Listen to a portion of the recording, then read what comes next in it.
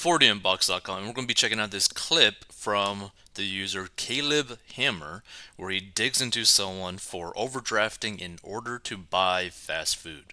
Why you didn't have money because you across all this because you're at least going to fast food places and taquitos, which by the way add up and show your mindset behind things and not willing to be sacrificing. You spent like $1,000 on, which for your income should give you $4,000 more.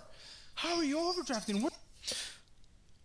Like, this guy just basically constantly is spending his money. Now, I've talked with people who have overdrafted before, and typically it's mainly due to them just not being aware what's actually inside their account because whenever you buy something, typically it takes time to process, but you don't necessarily always know how long it actually takes. So you could just be potentially just not paying attention to what's actually getting processed inside your account, and you might buy something but not realize that, like, wait a minute, you still had purchases that are still processing. So you have like a viewpoint that you have more money inside your account, but in reality, you're basically got nothing or only got like 20 bucks. So I've personally heard multiple people where they did just very bad timing and they just weren't paying attention and basically bought like a $10 item when they only had 5 bucks inside their account, causing them to overdraft and then get hit with overdraft fees, etc., and like really screwing themselves. Where's everything going? Yeah, I have no idea. No. Where is everything going? I have no clue. Yep. And see, that's really scary too, right? Like, this kind of like basically shows the problem that typically people who do overdraft have is that they have no idea where their money is actually going. And one of the best ways to like really solve this is like anytime you purchase an item, literally just carry like a tiny little notebook that you could get from like Walmart and just write it down. It's like, okay, I bought like Starbucks today for like 8 bucks. Okay, I bought McDeath or McDonald's for like 9 bucks or something. You just like do like a little quick jot down, or you could even use your phone to do like on like a notes app, just so that you have some sort of idea. It's like, wait a minute, yesterday I spent like 30 bucks on like fast food. Like, what am I doing? I mean, if you add the things like the Crutchfield Park, what was that? Because that Crutchfield, that was a new stereo for my car. Okay, so now 1,500 on both. Because you did not need that to survive. I want you to have that. And also, That guy really shouldn't be buying like a stereo when he's like overdrafting his accounts. what the you spent you got $21,000, that $572 a month on this, 18%. So he's got like 21,000 on a car that's probably brand new at 18% with basically a $572 per month payment, and he had to replace the stereo and AC, and he's overdrafting his checking account. Like, that is not good on so many levels. And you had to replace the AC and the stereo? I still don't know why you. That's crazy. But I want to really like break down like overdrafts, right? So, what is an overdraft? An overdraft occurs when there isn't enough money in an account to cover a transaction or withdrawal, but the bank allows the transaction anyway. Essentially, it's an extension of credit from the financial institution that is granted when an account reaches zero. The overdraft allows the account holder to continue withdrawing money even when the account has no funds in it or has insufficient funds to cover the amount of the withdrawal. Basically, an overdraft means that the bank allows customers to borrow a set amount of money.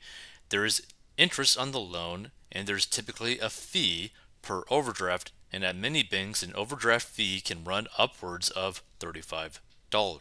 So, this is why typically what I recommend if someone has like an issue with like overdrafting, that they carry pretty much like a sinking fund of like their daily expenses. So like typically, like, let's say that you use like your checking account, like your debit card for like everyday purchases or whatever because you don't want to use a credit card. I would keep like maybe $1,000 to $2,000 depending on typically how much you spend, and just like replenish it automatically every month so that you basically use that for like your funds and you just keep it at like a certain level by the end of the month or like by the first of the next month just so that you constantly have money in there. And typically it's like if you have like $500 to like $1,000 over the like bank's minimum balance, you're typically probably going to be okay because most people don't go crazy with their spending. It's just a lot of people just don't pay attention to their spending. So let's continue. Understanding overdrafts. With an overdraft account, a bank is covering payments a customer has made that would otherwise be rejected, or in the case of actual physical checks, would bounce and be returned without payment. And as with any loan, the borrowers pay interest on the outstanding balance of an overdraft loan. And often the interest on the loan is lower than the interest on credit cards, making the overdraft a better short term option in an emergency. In many cases, there are additional fees for using overdraft protection that reduce the amount available to cover your checks, such as insufficient funds fees per check or withdrawal. While banks can charge overdraft fees, they cannot change the order of a customer's transactions in order to collect more overdraft fees. In 2010, Wells Fargo was fined $203 million dollars for the predatory practice of structuring customer withdrawals in a way that maximized overdraft fees. And by the way, like this was like a super disgusting thing that they were doing. Like pretty much think about it like this. Say that like basically like the bank, Wells Fargo, could see that you have multiple transactions going. Like so let's say that you paid your bill on like Monday and it was like 200 bucks. Let's just say that, right? But they see the amount of money inside your account and they see that you're making purchases as well, right? So you're thinking that you've already technically processed that payment, like that you have already paid your bill, that $200. So you think the amount of money inside your account is legitimate, right? But what basically Wells Fargo did was basically structure things around to where like maybe that it doesn't actually fully get processed till like later that week. So in reality, the amount of money that you have in your account that is being shown to you is the incorrect balance. It's like it's showing you more money than what you actually have, right? Like it was such a disgusting thing that they were doing because they were basically purposely causing people to overdraft because people were pretty much assuming that they had more money than they actually did have, which is like, by the way, I just don't understand why people even use Wells Fargo anymore because they have been screwing over their customers on so many different levels for so many years. So, special considerations. Your bank can opt to use its own funds to cover your overdraft, and another option is to link the overdraft to a credit card. If the bank uses its own funds to cover your overdraft, it typically won't affect your credit score. When a credit card is used for overdraft protection, it's possible that you can increase your debt to the point where it could affect your credit score. However, this won't show up as a problem with overdrafts on your checking accounts. So if you don't pay your overdrafts back in a predetermined amount of time, your bank can turn over your account to a collection agency. This collection action can affect your credit score and get reported to the three main credit agencies, Equifax, Experian, and TransUnion. It depends on how the account is reported to the agencies as to whether it shows up as a problem with an overdraft on a checking account. So, overdraft protection. Some but not all banks will pay overdrafts automatically as a courtesy to the customer while charging fees, of course. Overdraft protection provides the customer with a further tool to prevent the embarrassing shortfalls that reflect poorly on your ability to pay. Usually, it works by linking your checking account to a savings account, other checking account, or a line of credit. If there's a shortfall, this source gets tapped for the funds, ensuring that you won't have a check returned or a transaction/transfer declined. It also avoids triggering a non-sufficient funds NSF charge. The dollar amount of overdraft protection varies by account and by bank. Often the customer needs to specifically request it, and there are a variety of pros and cons to using overdraft protection, but one thing to bear in mind is that banks aren't providing the service out of the goodness of their hearts. They usually charge a fee for it. As such, customers should be sure to rely on overdraft protection sparingly and only in an emergency. If the overdraft protection is used excessively, the financial institution can remove the protection from the account. So again, what I pretty much recommend to people is one, pay attention to what's going in and out of your account and also see whether or not your purchases have actually been processed. But two, to like basically use like your daily expenses, the checking account that you use for your daily expenses, as like a sinking fund. Like have it as like a sinking fund where you refill it every month to a certain level, right? Now, personally, I do the same thing because I don't like using credit cards, even though I do have one. I just like paying basically in cash.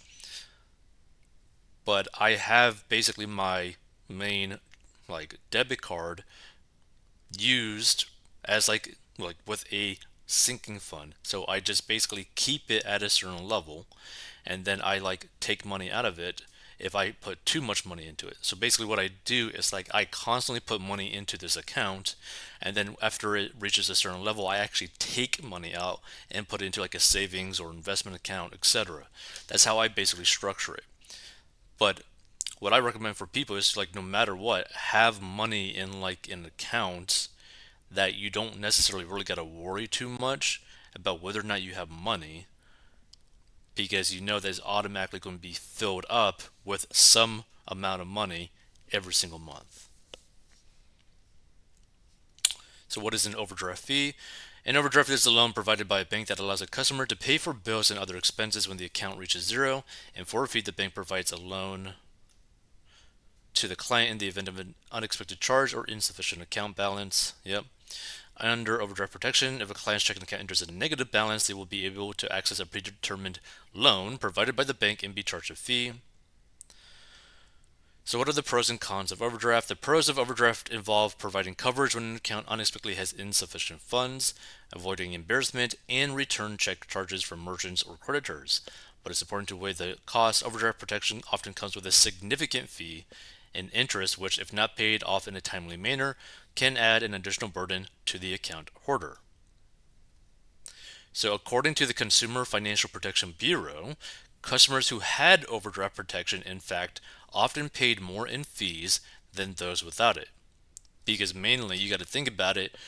If you need overdraft protection, that means you have like overdrafted your account multiple times to the point where you were considering it, right? Like if you have like a sinking fund, like I said, you will never overdraft unless your account literally got like swiped or skimmed at some like random place, like probably a gas station, right? So the bottom line, an overdraft is a temporary loan that allows bank customers to continue paying bills or withdrawing money even after their accounts are empty, and this can be useful in emergencies, especially if the bank offers overdraft protection. However, drawing an account incurs additional penalties or interest and should be avoided if possible. So yeah, make sure to pay attention to your account, like literally look at it every day. You don't got to do like a deep dive on your account, but like see, okay, I know I purchased things yesterday. Have those things been processed? If they haven't, then you got to be very careful as to what your account actually shows because again, it may not show the actual amount of money that you have in your account. So be very careful.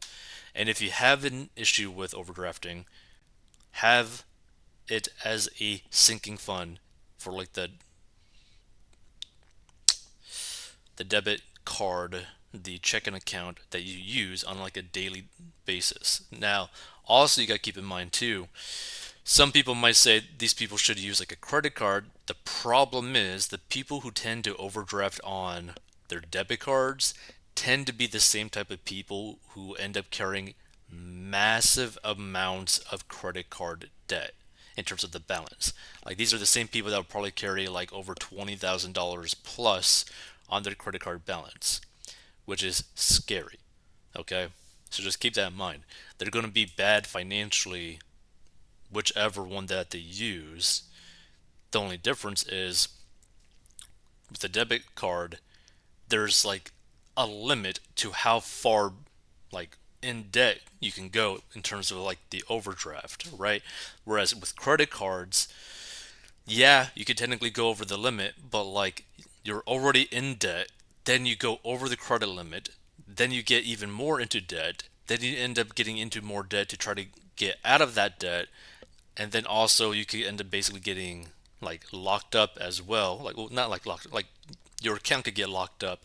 So you basically have like multiple lines of credit trying to solve the original line of credit that you had that you basically screwed over. So like it's really not a good option for people in this scenario.